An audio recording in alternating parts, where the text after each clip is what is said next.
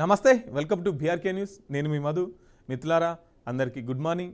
ఇక మనం మార్నింగ్ వార్తలలోకి వెళ్ళే ముందు నిన్న ఎమ్మెల్సీ ఎన్నికలు జరిగినాయి. చిన్న చిన్న గొడవలు తప్ప ఎమ్మెల్సీ ఎన్నికలన్నీ ప్రశాంతంగానే జరిగినాయి అనుకోవచ్చు. తర్వాత బీఆర్ఎస్ పార్టీలు ఎస్ఎల్బీసీ బాట పట్టిరు.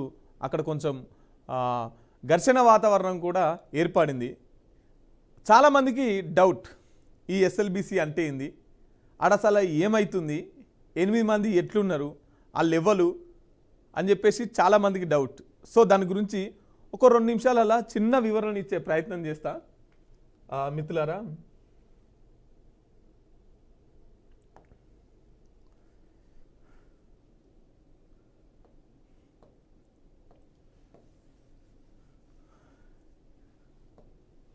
SLBC Srisailam left bank canal.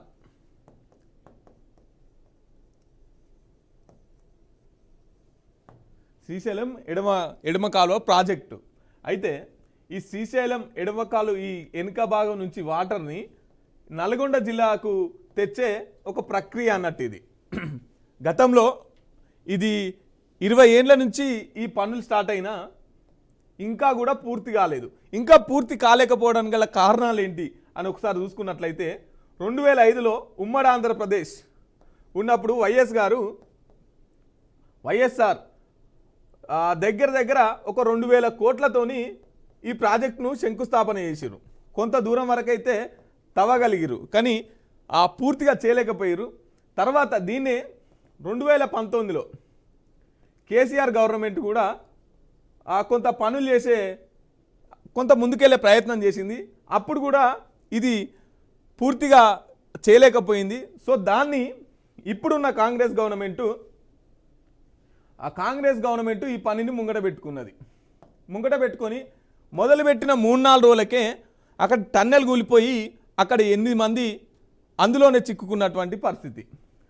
2005లో Rajasekhara Reddy గారు 2000 కోట్లతో ఈ పనులు చాలు చేస్తే, ఇప్పుడున్న గవర్నమెంట్ 4000 కోట్ల దగ్గర 4,500 కోట్లకు ఆదాయం పెంచి దీని మీద ఖర్చు పెట్టి దీన్ని పూర్తి చేయాలని అనుకున్నది.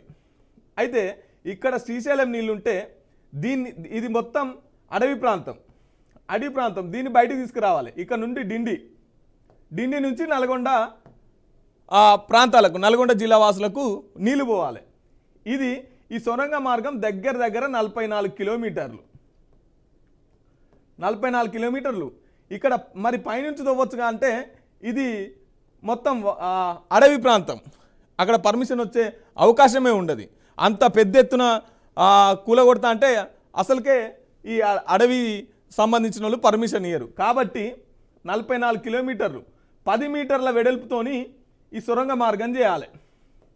ఇట్లా 44 కిలోమీటర్లు భూమి నుంచి ఇక్కడ ఉంటుంది భూమి. ఈ దగ్గర ఒక హాఫ్ కిలోమీటర్లు లోపల 44 కిలోమీటర్లు 10 మీటర్ల వెడల్పుతోని ఈ సొరంగ మార్గం చేసి ఇక్కడ ఉన్న శ్రీశైలం నీళ్లను డిండిలకు కలపాలి. అయితే దగ్గర దాకా ఇక్కడ నుంచి తవ్వుకుంటూ వచ్చిర్రు. 20 కిలోమీటర్ల దాకా తవ్వుకుంటూ వచ్చిర్రు. ఇక్కడ నుంచి కూడా తవ్వుకుంటూ పోతున్నారు. ఇంకెన్ని కిలోమీటర్లు తవ్వితే ఈ పని పూర్తవుతుందంటే ఒక 9 కిలోమీటర్లు తవ్వితే ఈ ప్రాజెక్టు పూర్తయినట్టే. ఇంత పెద్ద ప్రాజెక్టు ప్రపంచంలో ఎక్కడ లేదు. సొరంగ మార్గం నుంచి నీళ్ళు ఇచ్చే ప్రాజెక్టు ఇంకో 9 కిలోమీటర్లు అయితే రీచ్ అవుతాం. కానీ కాంగ్రెస్ గవర్నమెంటు మొదలుపెట్టి 2-3 రోజులకే ఇక్కడ దగ్గర ఒక 50 మంది పనిచేస్తే అందులో 42 మంది అది కూలుతున్నది, మేము అందులోకి పోలేము అని చెప్పేసి బయటికి పరిగెత్తుకుంటూ వచ్చినారు. ఇంకొక 8 మంది మాత్రం అక్కడ చిక్కుకున్నారు. అంతకు ముందు రోజే కార్మికులు వారితోని ఇది జేపీ అనే కాంట్రాక్టరు దీనికి పనులు నిర్వహిస్తున్నారు. ఇది సొరంగ మార్గం నుంచి లోపలికి వెళ్ళి ఇక్కడ ఉన్న మట్టిని అంతా బయటికి తీస్తూ సిమెంట్తోని ఇది నిర్మించుకుంటూ మళ్ళా కూలకుంటా సిమెంట్తోని నిర్మించుకుంటూ పోవాలి. ఇక్కడికి రాగానే పెద్ద ఎత్తున వాటర్ నీళ్లు ఊరడంతో, తర్వాత ఈ మట్టి మొత్తం కూలుతుండడంతో ఇక్కడ 42 మంది బయటకు వచ్చిర్రు. ఇంకో 8 మంది మాత్రం అందులోనే చిక్కుకున్నారు. ఇట్లా కూలుతుందని చెప్పేసి చెప్పినా కూడా వీళ్ళని లోపలికి పంపించారంట ఈ కాంట్రాక్టర్లు. సో ఈ 8 మంది ఇక్కడ చిక్కుకున్నారు. ఈ 8 మంది ఎవరంటే జమ్మూ కాశ్మీర్, ఉత్తరప్రదేశ్, తర్వాత బీహార్, తర్వాత జార్ఖండ్ సంబంధించిన 4 2 ఇంజనీర్లు, 2 మిషన్ ఆపరేటర్లు, 4 లేబర్లు. ఈ 8 మంది ఈ రాష్ట్రాలకు సంబంధించిన వ్యక్తులు. మొత్తం మీద అయితే అందులో వాళ్ళు ఇరుక్కున్నారు. అసలు వాళ్ళు ఏం అట్లా ఎట్లున్నారు, ఏమైంది? ఇక్కడ కనీసం ఈ సొరంగ మార్గంలో వీళ్ళు ఇక్కడ ఉంటే ఇక్కడికి గాలి కూడా అందదు, గాలికి కూడా తీసుకోలేని పరిస్థితి. సో దీనికి సంబంధించి ర్యాట్ హోల్ మైనర్స్, ఆ తర్వాత హైడ్రా వాళ్ళు, తర్వాత సింగరేణి వాళ్ళు, తర్వాత SDRF వాళ్ళు, వీళ్ళంతా కలిసి మొత్తం మీద అయితే ఈ ర్యాట్ హోల్ మైనర్స్ అంటే ఎలకల లెక్క పొక్కలు పెట్టుకుంటూ పోయేటోళ్ళు ఈ ప్రదేశం దాకా చేరుకున్నారు ఈ ర్యాట్ హోల్ మైనర్స్. కానీ వీళ్ళ జాడ దొరకలేదు. మొత్తం మట్టి పేరుకుపోయింది, మిషన్లన్నీ ఖరాబ్ అయినాయి. ఆ మిషన్ తొలగిస్తే తప్ప, ఆ మట్టినంతా తీస్తే తప్ప వీళ్ళ జాడ దొరకనటువంటి పరిస్థితి. సో దీనికి సంబంధించి నిన్న బీఆర్ఎస్ వాళ్ళు గతంలో కేసీఆర్ ప్రభుత్వంలోనే ఈ ప్రాజెక్ట్ ఇక్కడ దాకా వెళ్ళిరు కానీ ఇక్కడ కూలుతుందని చెప్పేసి, ఇక్కడ ఇటువంటి ప్రమాదం జరుగుతుందేమో అని చెప్పేసి బీఆర్ఎస్ వాళ్ళు ఈ పనులను ఆపినటువంటి పరిస్థితి. కానీ కాంగ్రెస్ ప్రభుత్వం దగ్గర ఈ కాలువ పూర్తి అయ్యిందనుకో, నల్గొండకి 4.5 లక్షల ఎకరాలకు నీళ్ళు వస్తాయి. దీని ద్వారా ఫ్లోరైడ్, అక్కడ ఉండే నల్గొండ జిల్లా వాసులు ఎదుర్కొంటున్న ఫ్లోరైడ్ని సమూలంగా నిర్మూలించవచ్చు. అందుకోసం అని చెప్పేసి 4,000 కోట్లతోని ఈ ప్రాజెక్ట్ని మళ్ళీ స్టార్ట్ చేసింది కాంగ్రెస్ సర్కార్. కానీ ఇక్కడ ఉన్న ఈ మనుషులను తీస్తానికే ఇప్పటికీ 6 రోజులు గడిచిపోయింది. 6 రోజులు గడిచిపోయినా కూడా అక్కడికి ముఖ్యమంత్రి వెళ్ళినటువంటి పరిస్థితి లేదు. ఉత్తమ్ కుమార్ రెడ్డి కావచ్చు, తర్వాత జూపల్లి, తర్వాత కోమటిరెడ్డి, ఈ 3 మంత్రుల నేతృత్వంలో ఈ పనులు అవుతున్నాయి. కానీ ఇంకా అవుతలేవు. 6 రోజులు అవుతుంది. వాళ్ళ పరిస్థితి ఏంటి? ఇక్కడ పైనుంచి ఈ కొండ, ఇదంతా కొండ, ఇక్కడ ఒక 1/2 కిలోమీటర్ దొవ్వితే తప్ప ఈ సొరంగ మార్గం కనబడదు. సో ఇక్కడ 1/2 కిలోమీటర్లు దొవ్వితే ఈ అడవి ప్రాంతం, ఇక్కడ ఉన్న చెట్లేం కావాలి, తర్వాత దాని జీవుల యొక్క పరిస్థితి మనుగడకి ఇబ్బంది అవుతుందని చెప్పేసి ఇది తవ్వుతానికి ఈ అడవి శాఖలు పర్మిషన్ ఇయ్యరు, ఒప్పుకోరు. ఇది పర్యావరణం దెబ్బతింటుంది కాబట్టి. మరి ఇప్పుడు కాంగ్రెస్ ఎదుర్కొంటున్న సమస్య ఏంటంటే, వీళ్ళు ఇట్లా అవుతుందని చెప్పేసి బీఆర్ఎస్ వాళ్ళు ఆపినాక కూడా వీళ్ళు ఎట్లా మొదలుపెట్టిరు, ఏ ప్రణాళికతో మొదలుపెట్టిరు, ఇక్కడికి వీళ్ళకి ఎట్లా పర్మిషన్ ఇచ్చిర్రు, దీన్ని పరిష్కరించాలంటే ఏం చేయాలి అనేది కాంగ్రెస్ ఎదుర్కొంటున్న సవాళ్ళు. సో దీనికి సంబంధించి నేను హరీష్ రావు పోయినటువంటి పరిస్థితి, పోతే అక్కడ కొంతసేపు ఘర్షణ జరిగింది, లోపలికి వెళ్ళనీయలేదు. తర్వాత 10 మందిని అన్నారు, తర్వాత 5 మందిని అన్నారు, తర్వాత ప్రెస్ను కూడా లోపలికి వెళ్ళనీయలేదు. తర్వాత ఇదంతా అయిపోయిన తర్వాత కనీసం మంత్రిని, ఇరిగేషన్ శాఖ మంత్రి ఉత్తమ్ని కలుద్దామన్నా కూడా, తర్వాత కలెక్టర్ని కలుద్దామన్నా కూడా అక్కడికి పర్మిషన్ ఇవ్వలేదు. సో వెనకకి రిటర్న్ వచ్చినటువంటి పరిస్థితి. ఏదేమైనా మిత్రులారా, మనం కూడా ఆ 8 మంది మంచిగా బయటికి రావాలనేది కోరుకుందాం. సో మిత్రులారా, ఇది ఎస్ఎల్బిసి యొక్క ప్రాజెక్టు యొక్క పరిస్థితి. వెలుగు దినపత్రికను చూసుకుందాం. ఇక్కడి సొమ్ముతో దుబాయ్లో దందా, లీడర్లు, సినీ ఇతర ప్రముఖుల పెట్టుబడులకు అడ్డాగా యుఏఈ, కేదార్నాథ్ అనుమానాస్పద మృతితో బయటకొస్తున్న బాగోతాలు. 10 ఏళ్లలో రాష్ట్రంలో భూములు, మైనింగ్ కాంట్రాక్టర్లు, ఇతర మార్గాల్లో వేల కోట్ల సంపాదన. ఆ సొమ్మంతా హవాలా, క్రిప్టో కరెన్సీ రూపంలో దుబాయ్కి తరలింపు. అక్కడ రియల్ ఎస్టేట్, హోటల్స్, చమురు, గోల్డ్ బిజినెస్, ఇన్వెస్ట్మెంట్. ఉత్తర తెలంగాణ నుంచి గల్ఫ్లో 10 మంది కీలక నేతల వ్యాపారాలు. అబ్బా చూడురి, ఈడ సొమ్మంతా దాచుకొని వేరే దగ్గర వేరే దగ్గర దాచిపెట్టుకున్నారు. నిన్న ఒక ఆర్టికల్ వచ్చింది, ఏదో పేపర్ సంథింగ్, ఒక పేపర్ ఆర్టికల్ ఏమొచ్చిందంటే 100 కోట్ల మంది దగ్గర ఈ దేశంలో 150 కోట్ల మంది అనుకుంటున్నాం కదా, 140 కోట్ల మంది అనుకుంటున్నాం కదా, 100 కోట్ల మంది దగ్గర పైసలు లేవంట. ఖర్చు పెట్టుకోనికి 100 కోట్ల దగ్గర పైసలు లేవు. కానీ మిగతా ఉన్న వాళ్ళ దగ్గర ఇగో వేరే కంట్రీలల్లో గోల్డెన్ బిజినెస్లు, టాటా బిర్లాల ఆస్తి తాడి చెట్టు అయిపోయే, దినదినం నీ గుడిసే నీలమట్టం అయిపోయాయి అన్నట్టు 100 కోట్ల మంది దగ్గర డబ్బులు లేవు. కానీ ఇంకొంతమంది దగ్గరనేమో తిన్నదరగక అంత డబ్బు ఉన్నటువంటి పరిస్థితి. బినామీలు, బ్రోకర్లతో నెట్వర్క్, ఆర్థిక అవకతవకలపై ఈడీ ఐటీ ఫోకస్. రాష్ట్రంలోని బడా రాజకీయ నేతలు, సినీ, ఫార్మా, ఇతర రంగాల్లో ప్రముఖులు తమ పెట్టుబడులకు దుబాయ్ని అడ్డాగా మార్చుకున్నారు.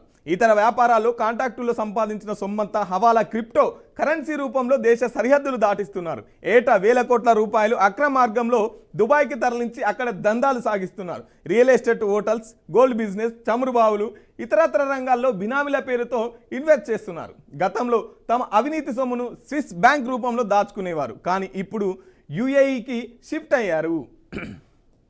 ఇంతకుముందు స్విస్ బ్యాంక్లో దాచుకునేది, కానీ ఇప్పుడు మొత్తం దుబాయ్లల్లా పెట్టుబడులు పెడుతున్నారంట. గత ప్రభుత్వంలో కొందరు హైదరాబాద్ చుట్టూ మేడ్చల్, మల్కాజ్గిరి, సంగారెడ్డి జిల్లాలో వేల ఎకరాల భూములను కూడబెట్టుకున్నారు. వందల ఎకరాల వివాదాస్పద భూములను తక్కువ ధరకు కొని తర్వాత ధరణి పోర్టల్ సాయంతో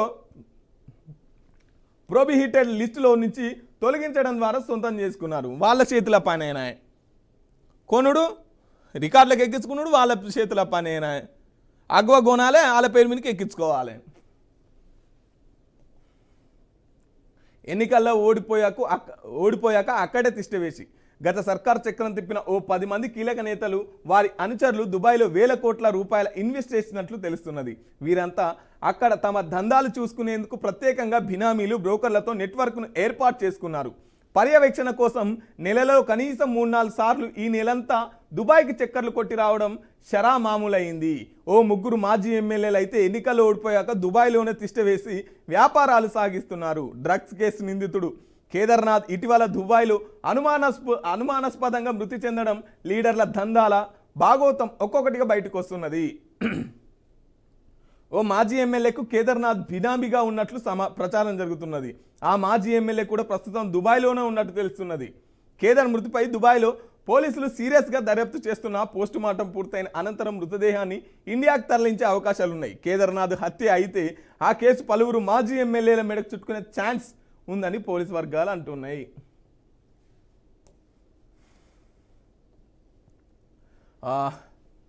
హెచ్సిఎల్ టెక్ కొత్త క్యాంపస్ను ప్రారంభిస్తున్న సీఎం రేవంత్ రెడ్డి, మంత్రి శ్రీధర్ బాబు.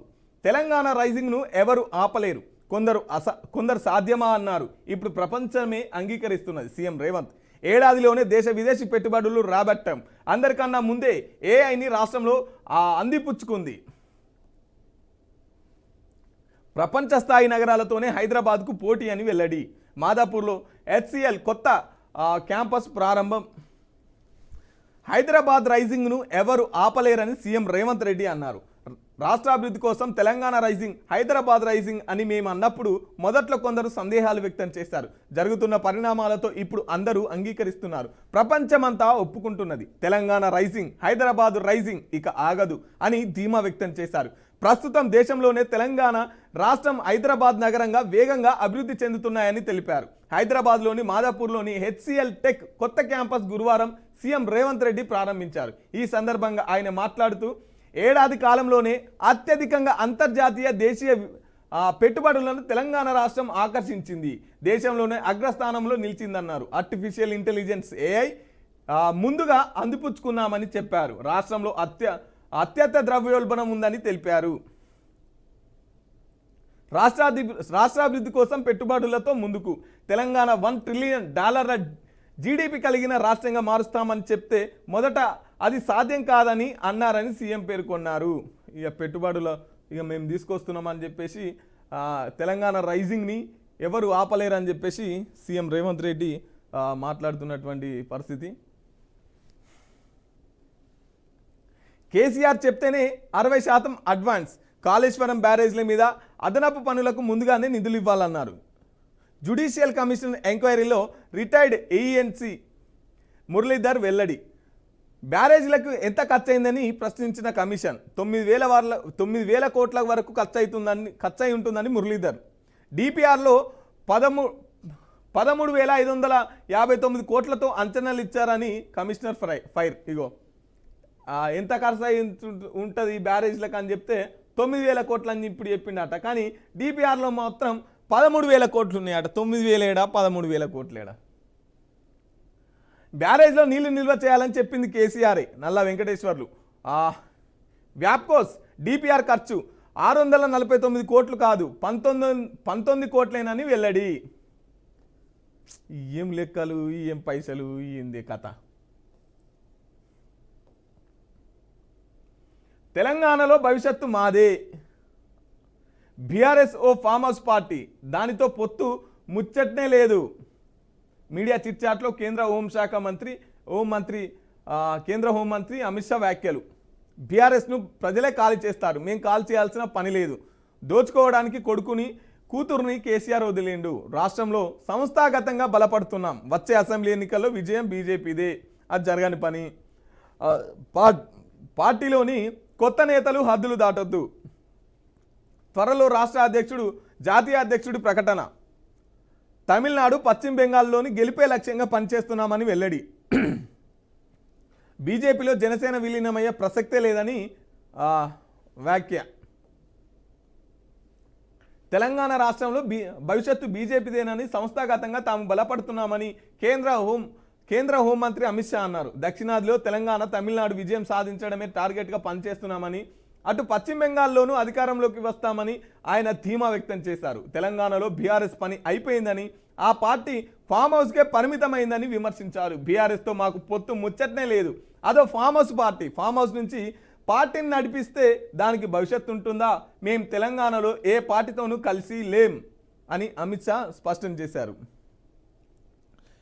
బీఆర్ఎస్తో బీజేపీకి పొత్తు అని చెప్పేసి కాంగ్రెస్ వాళ్ళు, బీఆర్ఎస్ వాళ్ళు ఏమో కాంగ్రెస్ బీజేపీ ఒకటేనని చెప్పేసి బీఆర్ఎస్ వాళ్ళు, ఇక బీజేపీ వాళ్ళు ఏమో అటు షెయి పార్టీ వాళ్ళు ఇటు కారు పార్టీ వాళ్ళు ఒకటే అని చెప్పేసి వీళ్ళు. సో దానికి సందర్భంగా కాంగ్రెస్ అంటుంది కదా బీజేపీ ఒకటే అని చెప్పేసి, అది మాకు అవసరం లేదు, అది ఫామ్ హౌస్ పార్టీ అని చెప్పేసి కేంద్ర మంత్రి అమిత్ షా మాట్లాడుతున్నటువంటి పరిస్థితి.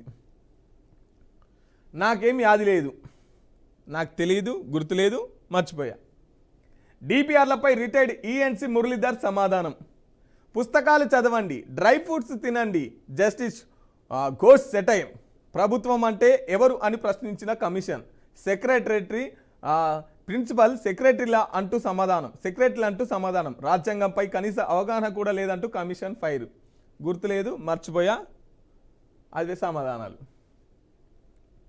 టైం వేస్ట్ చేశారు, 8 మంది ప్రాణాలపై సర్కారుకు చిత్తశుద్ధి లేదు. హరీష్ రావు. ప్రభుత్వ వైఫల్యంతోనే రెస్క్యూ లేట్, ఎలాంటి జాగ్రత్తలు తీసుకోకుండా పనులు మొదలుపెట్టారు. ఆ టన్నెల్ దగ్గరికి వచ్చేందుకు సీఎంకు టైం లేదా అని ఫైర్. ప్రమాదం, బీఆర్ఎస్ నిర్లక్ష్యం వల్లే ప్రమాదం. గత సర్కార్ టన్నెల్ పనులు మధ్యలోనే వదిలేసింది. ఉత్తమ్. కనీసం కరెంటు సప్లై ఇవ్వలేదు, దాంతో డివాటరింగ్కు ఇబ్బందులు. 2-3 రోజుల్లో రెస్క్యూ ఆపరేషన్లు పూర్తవుతుందని వెల్లడి. రాష్ట్రానికి 40, ఏపీకి 20 టీఎంసీలు. 2 రాష్ట్రాల అవసరాలకు కృష్ణా బోర్డు కేటాయింపులు. ప్రస్తుతం సాగర్, శ్రీశైలంలో అందుబాటులోకి 60 టీఎంసీలు. నీటిని పొదుపుగా వాడుకోవాలని 2 రాష్ట్రాలకు సూచన. ఏపీకి 16 టీఎంసీలే ఇవ్వాలని తెలంగాణ డిమాండ్. 2 వారాలుగా కీలకం కానున్న ఏపీ 23 టీఎంసీలకు పట్టు. 2 వారాల తర్వాత ఈఎన్సీలు సమావేశం అవ్వాలని సూచన. ఎమ్మెల్యే కోట, ఎమ్మెల్సీ సీట్లపై బీసీ వర్సెస్ ఓసీ. కాంగ్రెస్లో 4 సీట్లపై ఇప్పటికే ఓసీ లీడర్ల కన్ను. ఒప్పుకునే పరిస్థితి లేదంటూ బీసీ నేతలు. కనీసం 2 సీట్లు ఇవ్వాల్సిందేనని పట్టు. ఓసీ నేతల తీరుపై బగ్గుమంటున్న బీసీ లీడర్లు తమకు పదవులు రాకుండా అడ్డుపడుతున్నారని ఆరోపణలు. రేసులో పలువురు ఎస్సీ, ఎస్టీ, మైనార్టీ నేతలు కూడా హైకమాండ్ అగ్ని పరీక్షల సీట్ల కేటాయింపు.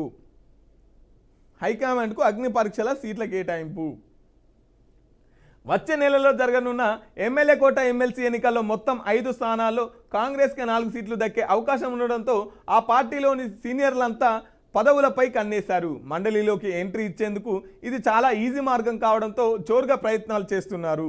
అయితే ఈ సీట్లపై ఎప్పట్లాగే పలువురు ఓసీ లీడర్లకు ఖర్చువేయగా సామాజిక సమీకరణ ఆధారంగానే ఎమ్మెల్సీ సీట్లు భర్తీ చేయాలని డిమాండ్ బలంగా వినిపిస్తున్నది. ఇటీవల కులగణన చేయడంతో బీసీల లెక్కలు కూడా తేలాయి. ఏకంగా 56% ఉండడంతో ఆ వర్గంలోని నేతల్లో విశ్వాసం పెరిగింది. ఇదే అదనుగా కాంగ్రెస్లోని బీసీ నేతలు స్వరం పెంచుతున్నారు. తీన్మార్ మల్లన్న, అంజన్ కుమార్ యాదవ్ సొంత పార్టీకే కొందరు ఓసీ నేతల తీరుపై తీవ్ర స్థాయిలో విరుచుకుపడుతున్నారు. జనాభాలో సగానికి పైగా ఉన్న బీసీలను అనగదొక్కుతున్నారని మండిపడ్డారు. ఏ స్థాయిలో అన్యాయం జరుగుతుందో ఉదాహరణలతో సహా బయటపెట్టగా వారి వ్యాఖ్యలు రాజకీయంగా పెనుదుమారం రేగుతున్నాయి. ఇప్పుడు నిన్న మొన్న ఈ గ్రాడ్యుయేట్ ఎమ్మెల్సీ ఎన్నికలు అయిపోయింది కదా, నెక్స్ట్ ఇంకో ఎమ్మెల్సీ ఎన్నికలు ఉన్నాయి ఒక 4 స్థానాల్లో.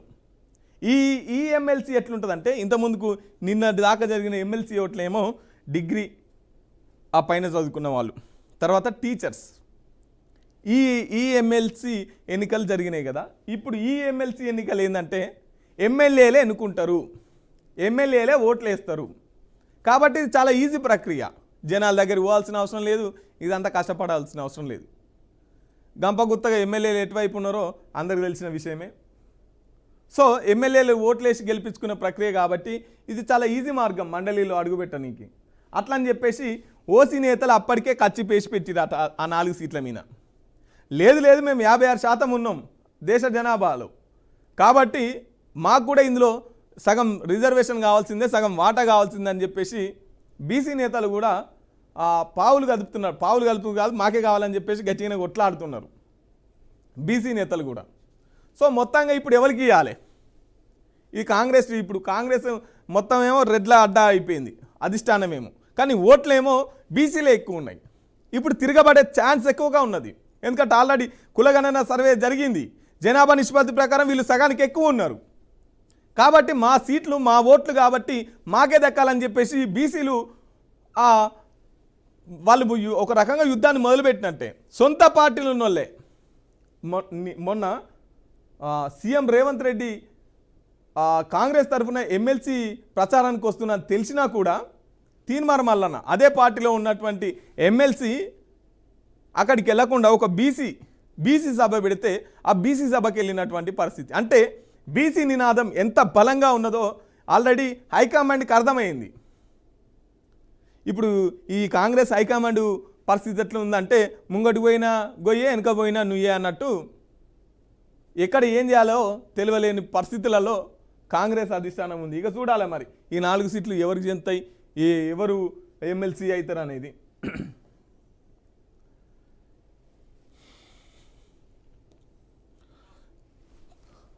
తెలంగాణకు సీఎం రేవంత్ రెడ్డి, నేను కేంద్ర మంత్రి కిషన్, నేను ఏ ప్రాజెక్టు అడ్డుకున్నాను నిరూపించాలి. రేవంత్ రెడ్డి బెదిరింపులకు భయపడ పాలన చేతగాక ఇష్టం వచ్చినట్టు మాట్లాడుతున్నాడు, లేని ఉన్నట్టు చెప్పడం అలవాటు అయిపోయింది.